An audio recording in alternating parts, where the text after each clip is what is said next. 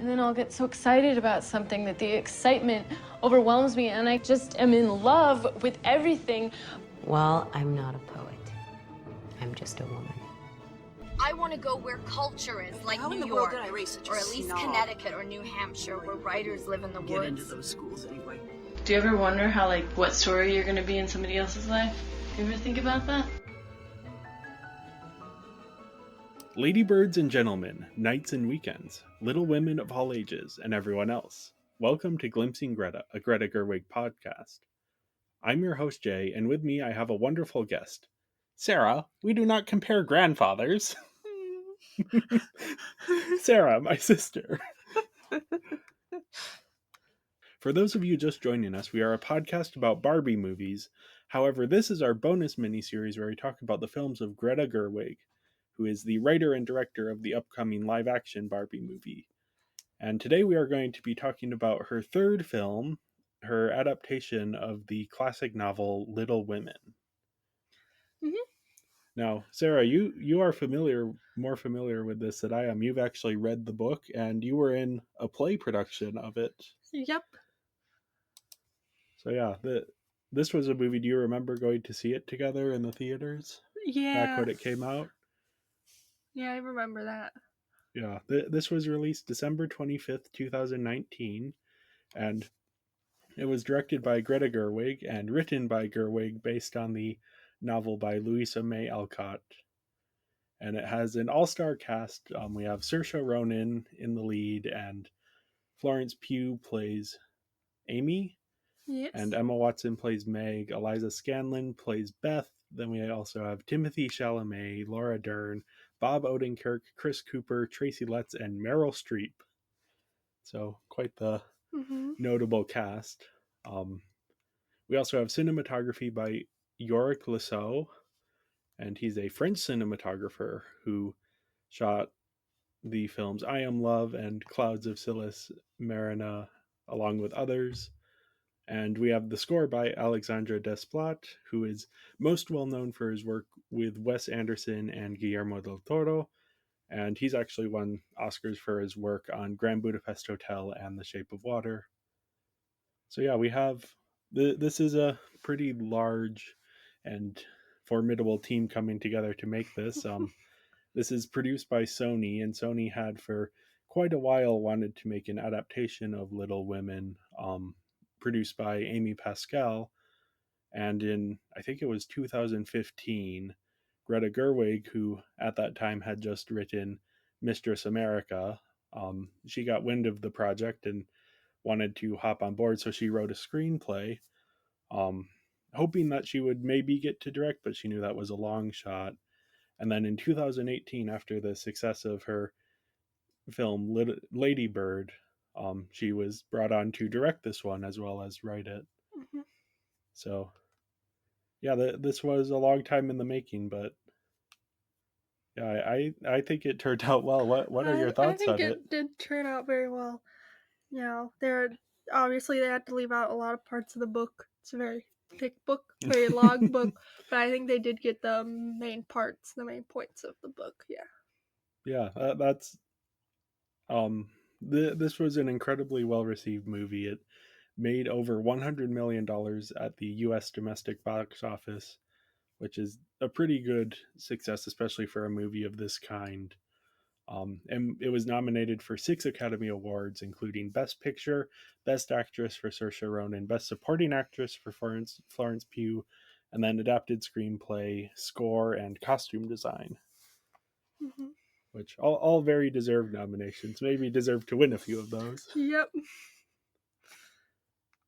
So yeah, the story, I mean, like a lot of Gerwig's films, which I've been talking about in this series, the story isn't as important as sort of the characters. It's more of a character-based movie where, and it's something that clicked into place for me at the very end, because all of Gerwig's films, including this one, are character-driven, and they are about exploring characters.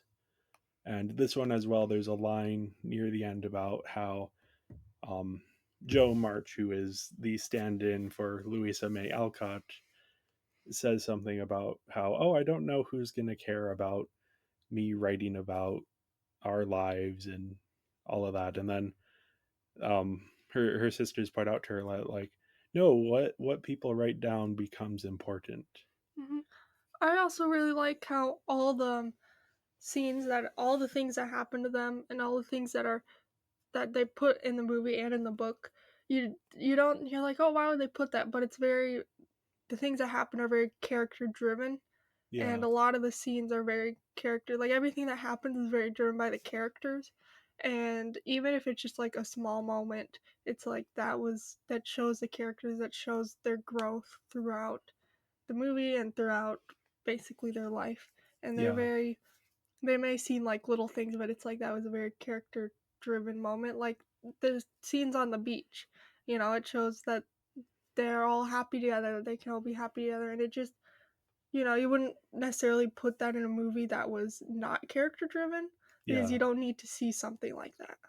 yeah. There's a small moment that I noticed early on where it's Christmas time, and um Marmee has come back to the house after visiting the, is it the Hammonds, the Harmons, this poorer family that lives in the same town. Oh, the Hummels. Hummels, yeah.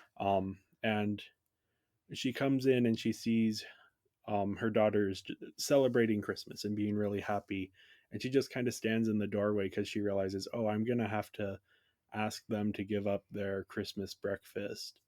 Hmm. And it's like 2 or 3 seconds, but the camera just holds on her, and you see her have to make that decision and try and process like, how is she gonna approach this. And then you also see later in that scene when Laurie's looking out and wondering what he can do about it, Yeah, because they didn't have to show Laurie looking through that. They could have just had the dinner show up and be like, "Oh, Laurie brought it." But the fact that they put the camera on Laurie to yeah, look at what his reaction to that is, when you didn't really have to spend that time doing that.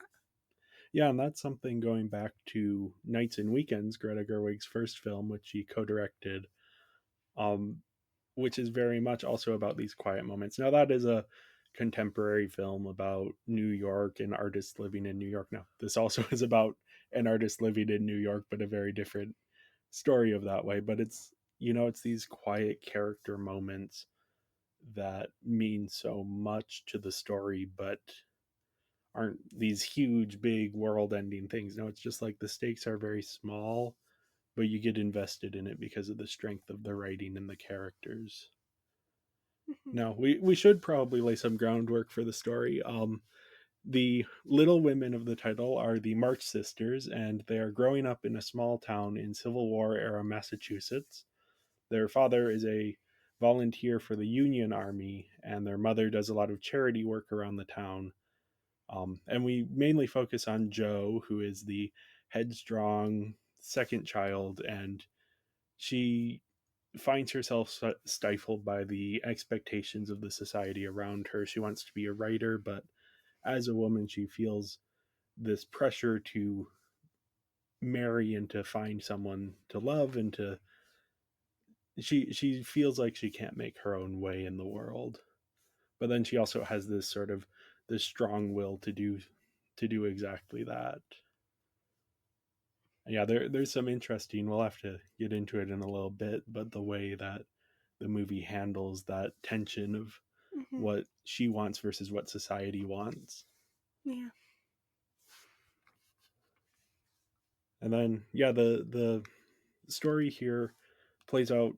I understand it's pretty similar to the book, even though there are some slight changes. Yeah, the book goes chronological order, where it's Yeah, like the movie just kind of it jumps back and forth, which I think it works well both ways.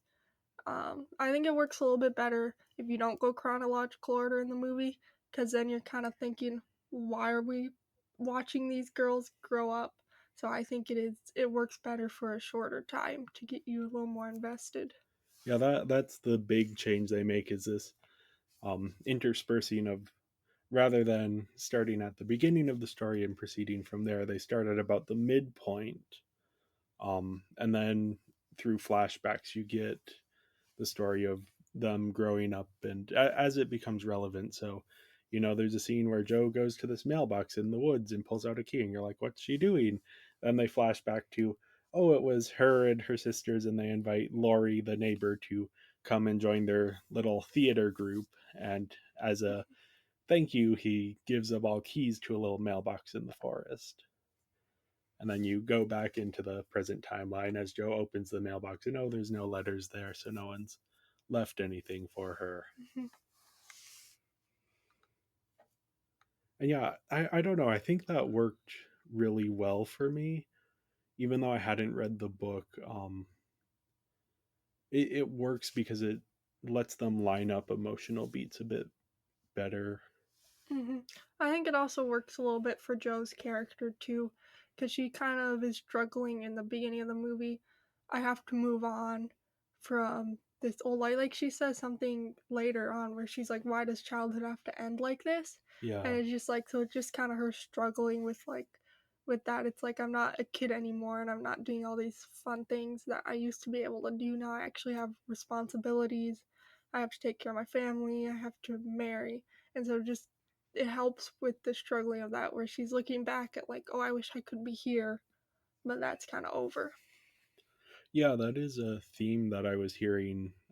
I read a quote from Amy Pascal about that exact thing, where the movie's kind of positioning. There's an early scene where each of the girls says what their dream is, and Mm-hmm. then throughout the book, you see how those dreams maybe don't come true, but then some things come true, and they're able to find happiness with the cards they're dealt rather than with Mm-hmm. their expectations. I think it's like Meg wants to live in this big fancy house and have servants, and Amy wants to be a famous painter, and Joe Mm-hmm. wants to be a famous writer, and Beth just wants everyone to be together. And throughout the movie, they get moments where they achieve part of that dream, but then also moments where, you know, part of that dream falls away. Mm-hmm. And yeah, I don't know. It's just the way it is laid out. It's all just so emotional and deep. And even though it's like, you know, this small story about people who lived a very, very long time ago, it still connects back. Mm-hmm. I also really enjoy the part of when we first meet Laurie, and he has everything. You know, he has a rich family, he has a lot of money, and he's looking at the girls all being happy together, and he's a little jealous. You know, he's the one with all the money.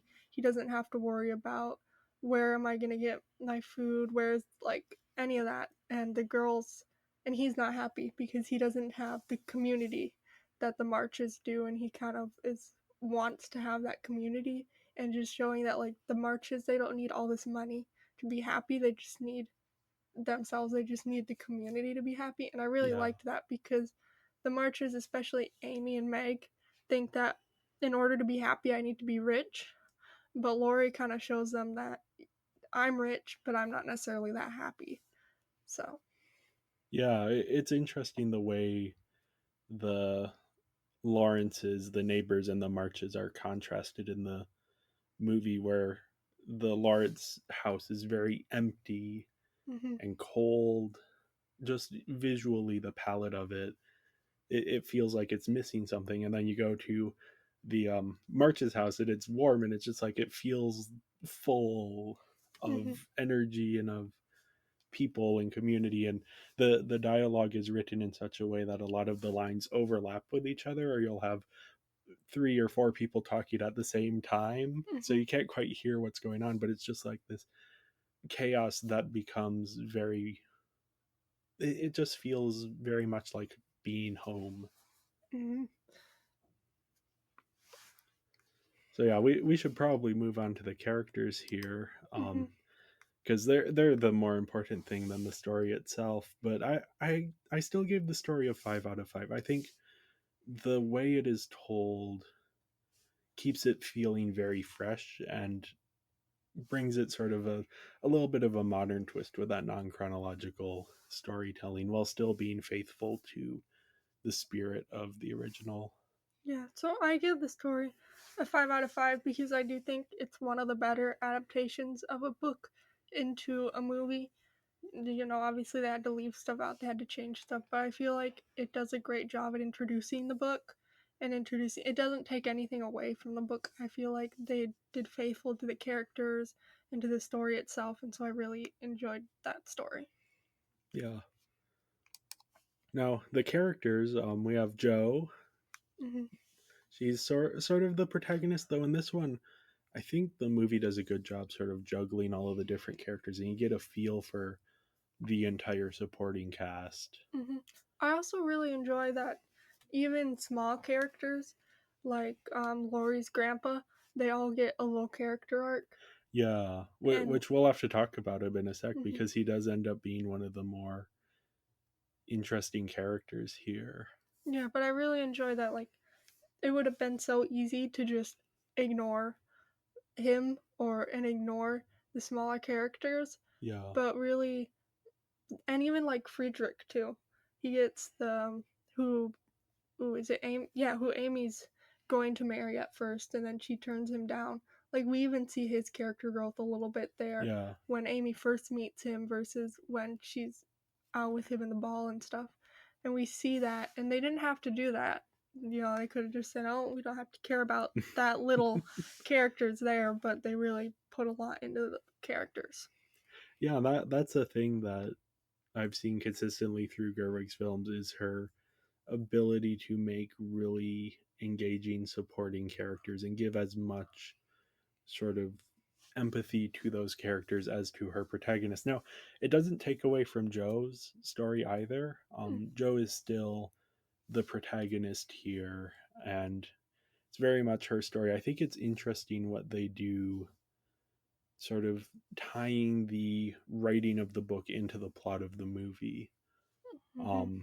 Because you have throughout this, Jo moves to New York to be a writer, and then eventually she gets this letter that her sister Beth is very sick again, and so she moves back, and then spoiler alert, Beth passes away, but one of her last wishes is for Jo to write her a story. And so Jo writes this story about her own life that then becomes Little Women, the book. And that is a sort of nod to the actual story of the book, which was written sort of inspired by Louisa May Alcott's life. Mm-hmm. And then one of the big elements here is the publisher of the story is constantly telling Jo, like, you have to end with the main character getting married, or people will think it's a sad story. She's like, no, I don't want to do that. But then finally sort of lets in, and it's like, okay, fine, I'll let her be married. And putting that in the movie and the way they put it in, because they keep that element from the book. They have Frederick Bear, who is the man that Jo marries in the book and here in the movie. He's there, and his romance has a little bit of emphasis, but it's undercut by that sort of reminder that, like, that's not necessarily how Louisa May Alcott wanted the book to end. Mm-hmm. So I really like that acknowledgement of sort of, there's a question at the end of, is this Jo making this up to make the publisher happy? Yeah. I also really like that Jo doesn't marry the Laurie, because Yeah. that's what everybody expects. And then I feel like her romance with who she ends up marrying is it feels very deserved, because she's marrying someone who's going to respect her for being intellectual and for wanting to write. And then you see them together with the school, and it just makes a lot of sense of Jo would be way happier with someone like that, who would help her with her writing and who would help her with making the school and stuff. And so I feel like it's way more deserved than maybe other like forced romances in books, where it's not like, oh, they meet this person and all of a sudden they're in love, because it takes Amy and her family saying, no, you love him, go after him. It's not Jo who does it. And so I really like, it fits with Jo's character, because she's always like, I'm not gonna marry. So it's taking other people saying, no, you can do this, you can make this life with him. And then also the way he respects her too, because he's honest with her when she brings him the writing, and he's like, no, I don't like this. And, most other guys probably would have been like, oh, I love it, because they would want to get Joe to like them better. And so I think it really works a lot better that between her instead of just Lori, because Lori would have said, oh, I love your writing, and he wouldn't be honest with Joe. So I Yeah. really like that part. And yeah, that moment is one of my favorites because what it's revealing is because on some level, Joe doesn't like her own writing. Mm-hmm. She's writing these sort of, she doesn't want her name on that.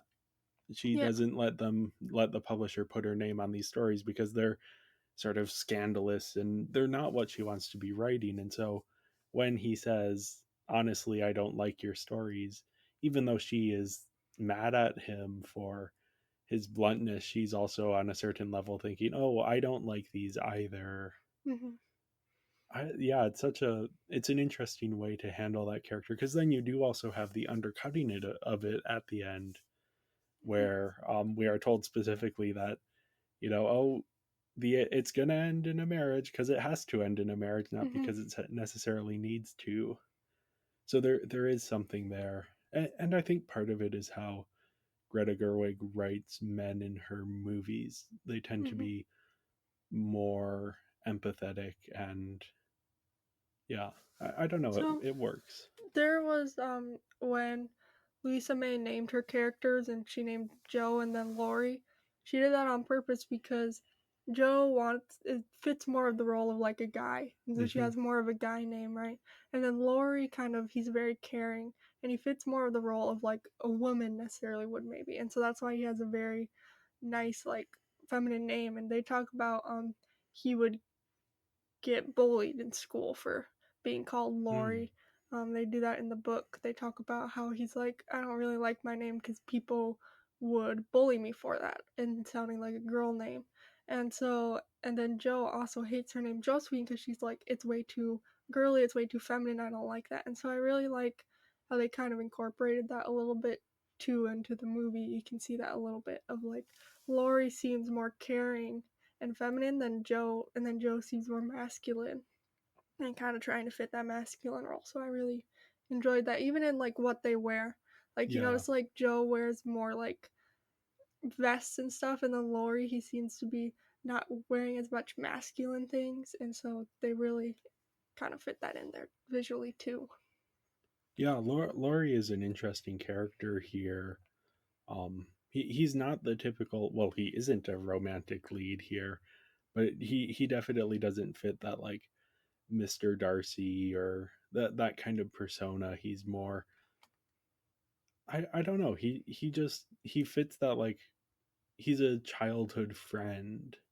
Mm-hmm. And that's I think part of why Joe is like, no thanks, I don't want to marry you. Is that like that isn't what their relationship is, even though he wants it to be that way. Mm-hmm. I really liked the scene where he tells Joe, I love you, but I love Amy in a different way, right? Yeah. And just acknowledging that, like, there's different ways to love people, right? He can love Joe, but as a friend. And then also when Joe's mom comes in and says, do you really love Lori? And she's like, no, I don't. I don't Hmm. love him in that way. I just want to be his friend. And just acknowledging that, because that's something that they don't really want to acknowledge in some movies, is that there's a difference between loving someone as a friend and as a family, and then like loving someone as in you want to marry them. And so just like Joe having to wrestle with that and be like, yes, I love him, but I love him as a friend, and I just want to be with him as a friend and as more of a family member. Yeah. Now speaking of marriage, we have Amy, who's the one who ends up with Laurie, Mm-hmm. and I've heard in the book she comes off a lot worse than she does in the movie. Yeah. And I'm wondering if part of that is the chronological order of events. Because I Mm-hmm. think in the movie, you get more of a sense of like who she is because later on in the story, chronologically, is when she starts revealing Mm-hmm. who she is underneath the surface. Whereas earlier on, she's mean and she's petty and she does some pretty nasty things. Mm-hmm. And yeah, so I really like Amy in the book and in the movie because she really gets a lot of like she's a really good character redemption.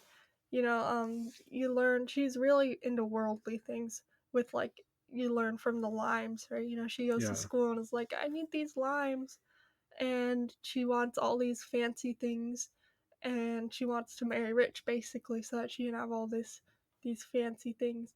And so I don't know how I feel about her ending up with Lori. I think it's fine. Um, because I think we kind of see that at the beginning where she kind of also enjoys being with Lori too. Yeah. Um, so I really like that she turns down Friedrich because she's like, okay, I can't love him the way I can love Lori. And Yeah. even though Lori can't give me as much, so I can still be with him, and love is more important. Because at the beginning, she's wondering kind of why would Meg marry someone who's poor, right? Yeah. And she's kind of talking about, I always knew I was going to marry rich.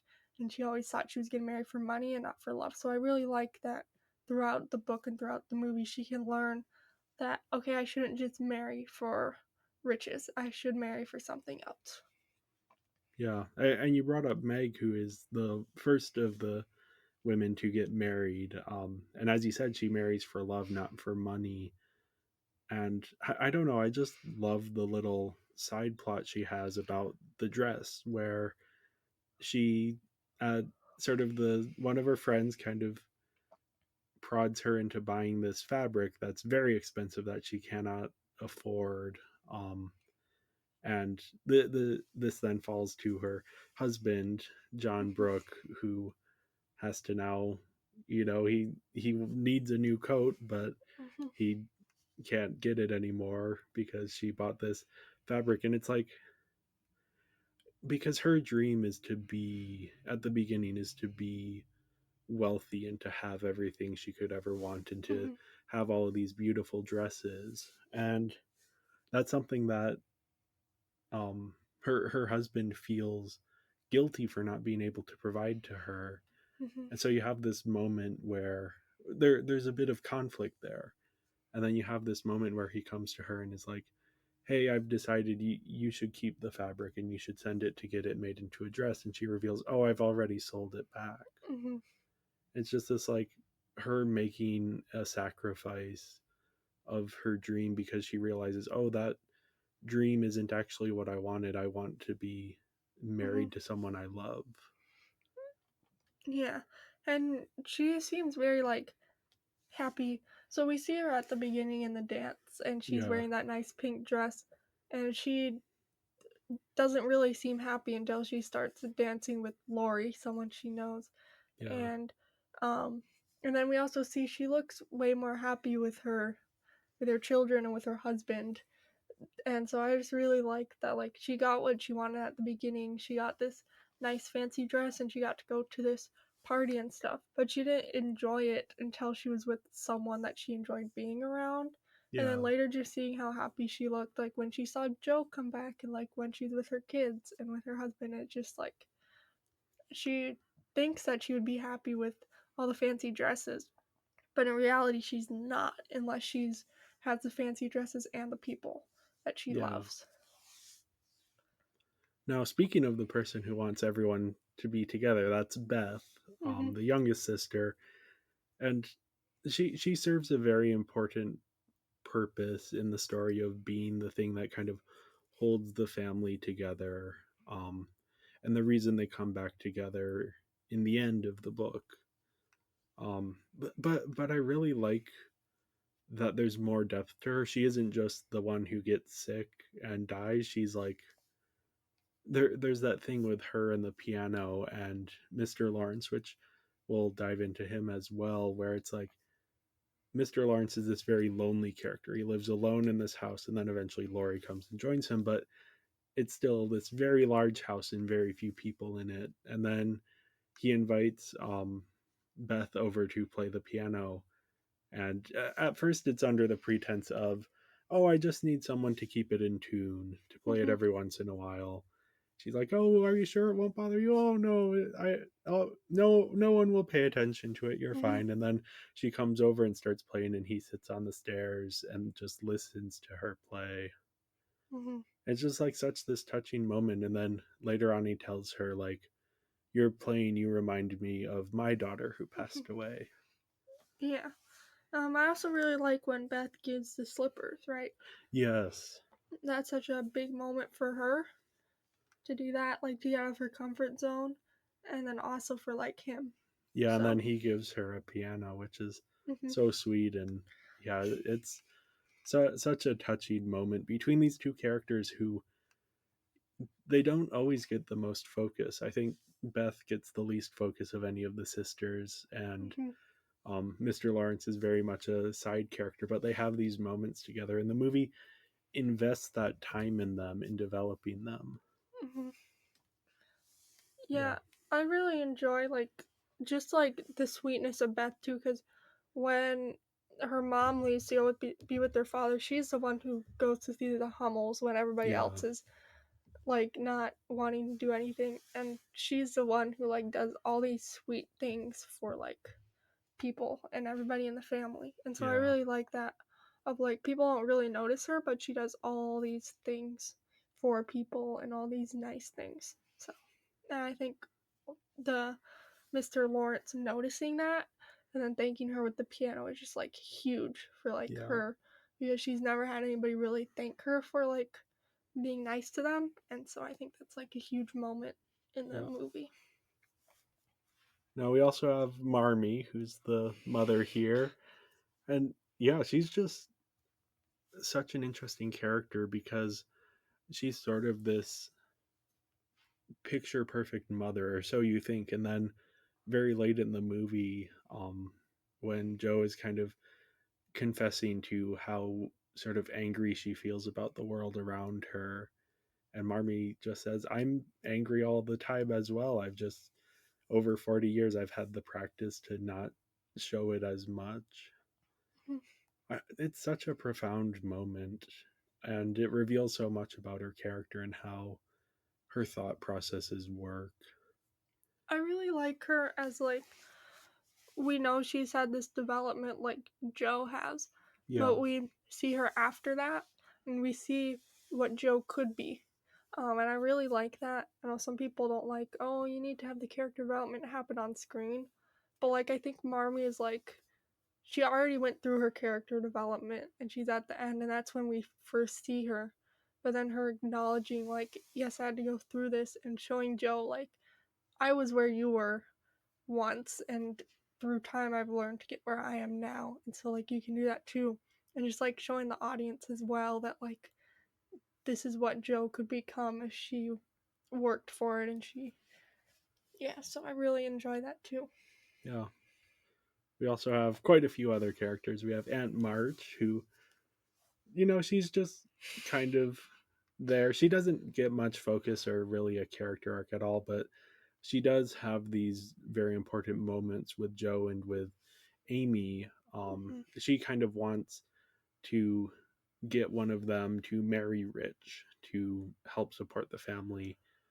And there is that there of like, even though she's a little bit cold and a little bit distant, she still wants to see the family be okay.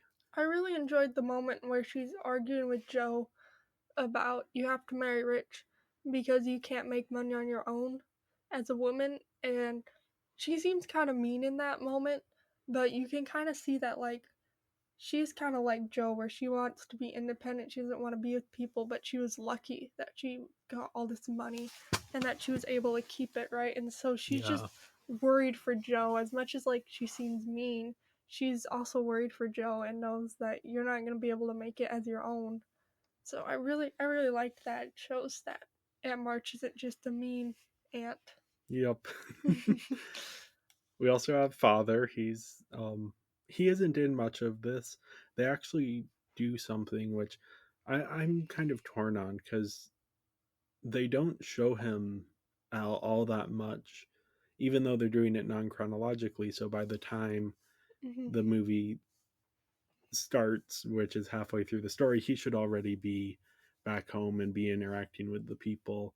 But hmm he isn't in most of those scenes. He's just kind of in a handful of scenes nearer the end, Yeah. which means you don't get much of a sense for him as a character, but it does mean that when he does show up, it's this huge big moment for everyone. Yeah. And I mean, you really get to know him through the book, through his letters more.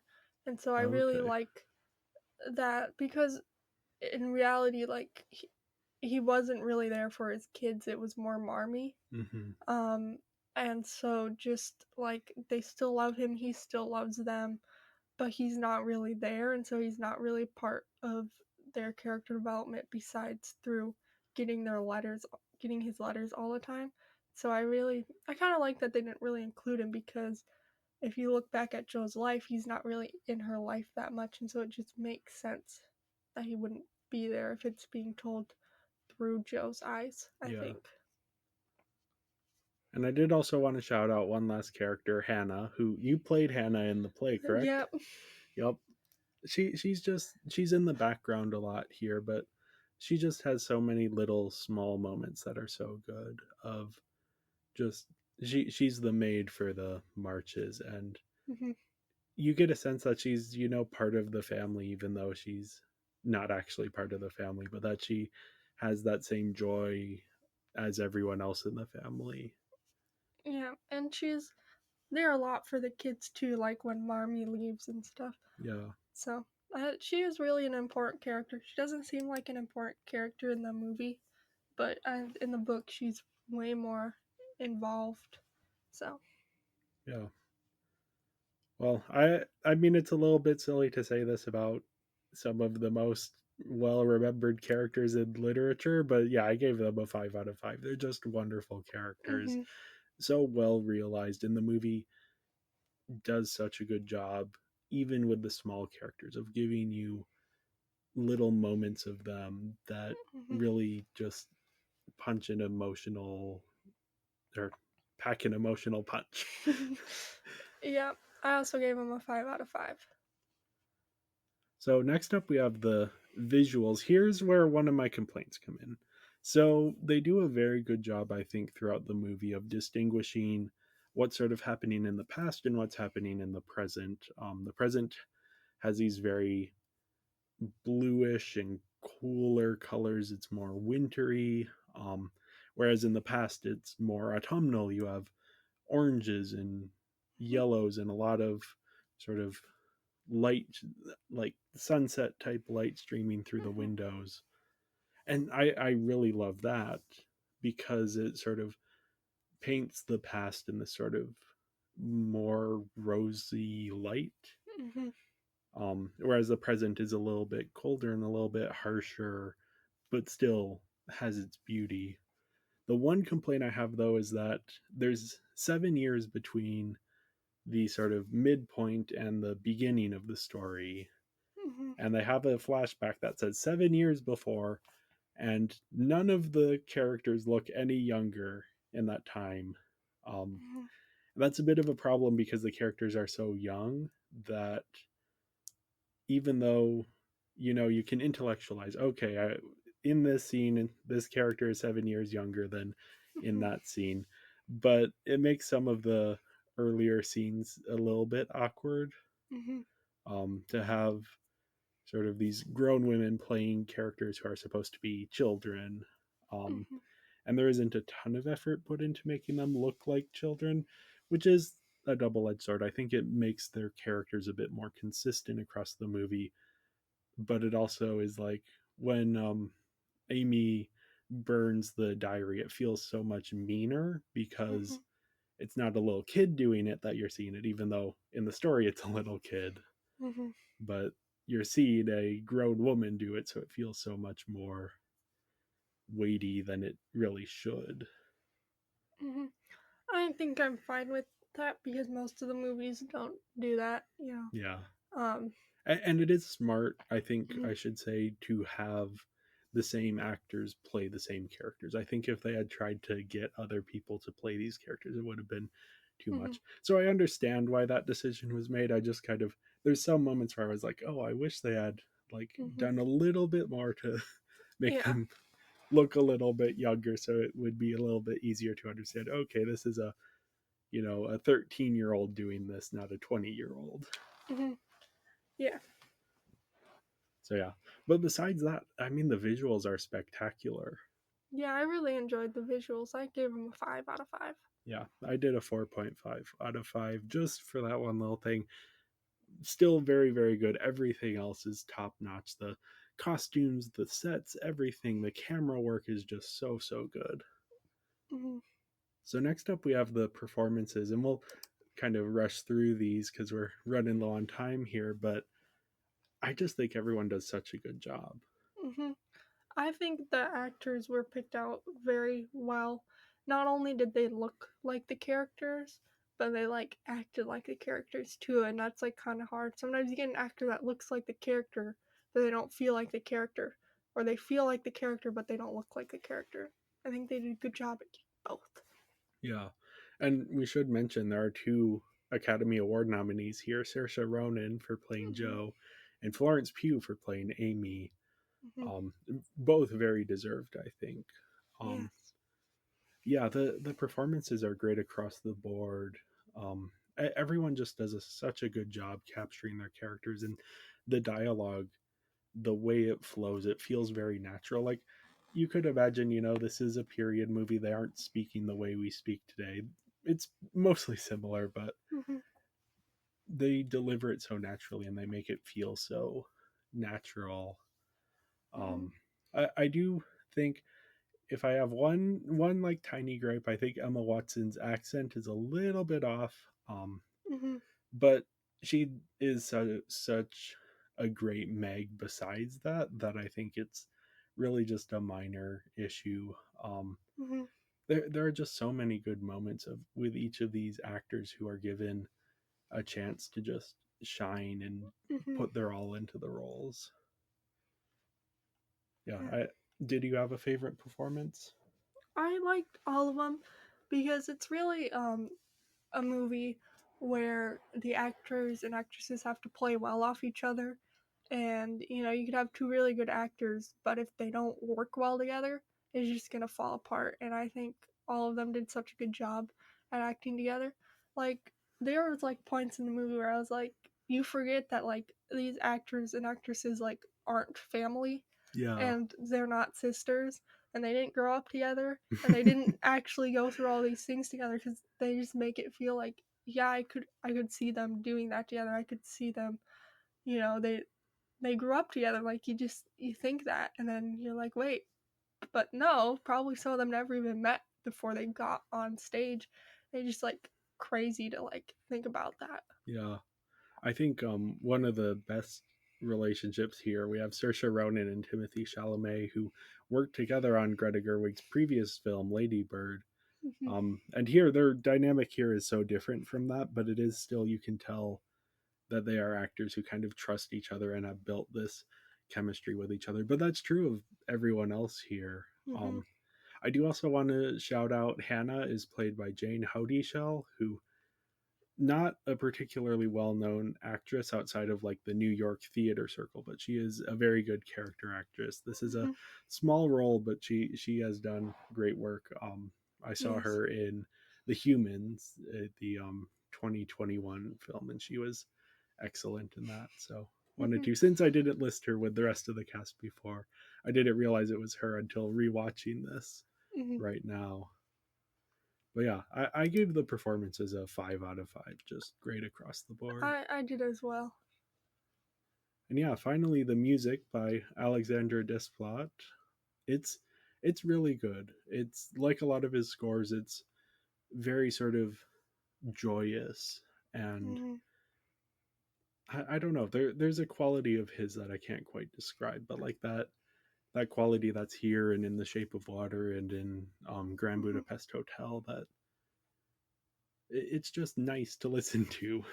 I really enjoyed with the music that it really felt like it belonged. It didn't feel out of place. I've watched some movies with really, really good music, but you pay too much attention to the music that you lose the actors' performances or you lose touch with like the movie. But I really enjoyed that the music fit so well because it would blend into the background when it needed to and then it would come out when it needed to, and it's really hard to do that, I would assume, because it's just like having two have your audience forget that you're playing music for them, because you don't want them to focus on the music. You want them to focus on the actors and the lines being delivered. And I think they did a really good job at that, just making sure that like you didn't notice the music unless they wanted you to notice the music. Yeah. I mostly agree. I do think there's a few moments where the music is maybe a little bit overbearing. But yeah, I just, it fits the movie so well. I do kind of feel like I'm not going to listen to this on its own. But I gave this a 4.5 out of 5 because it's very excellent. There's just that, like, I don't know if I'll be opening this up on Spotify. Yeah, I feel like most good scores I wouldn't listen to on Spotify because they don't go good without the movie. But I mean, that's just me. Like if I need the movie to experience the music. Yep. But that makes sense. I listen to a fair deal of movie scores on Spotify, and this is not one, but I like it. I mean, I used it in the intro to this mini series, so. But yeah, that leaves me with a final score of 24 out of 25, which is a 98% or a 4.8 on our 5-point scale, which is, I mean, it's just top notch. There's nothing like it. It's so wonderful and makes me so much more excited to go into Barbie, having seen this and wondering, like, how is Gerwig going to bring that to this Barbie movie? And I very much believe she will, because she's brought it to every other one of her films so far. Yep, I gave it everything, got a 5. Got a perfect score all around. Yep, 100%, a 25 out of 25. And a 5-star rating. Yep. Yeah, that gives us an overall score of a 24.5 out of 5, a 98% or a 4.9. Oh, sorry, my final score is a 9.6% or 96%.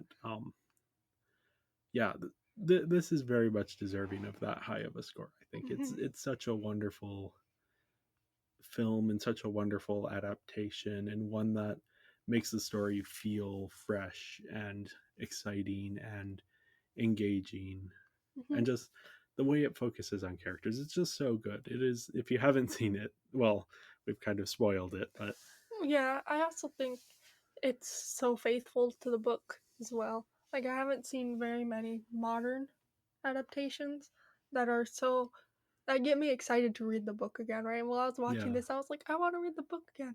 And other adaptations, I watch it, I'm like, I want to read the book again because I want to experience how the book was so much better than this. But I feel like this adds to the book, where when I read the book again, I'm gonna enjoy it so much more because of the movie, and I'm gonna kind of imagine the characters as they are in the movie, in the book. So, well, thank you so much for being here, Sarah, and for watching this really great movie with me. And thank you, everyone, for listening. Make sure to follow us on social media. We are Binging Barbie Podcast on Instagram, at Binging Barbie on Twitter, and Binging Barbie, a Barbie movie podcast on Letterboxd. And we will be back next week to talk about a Barbie movie with a twist.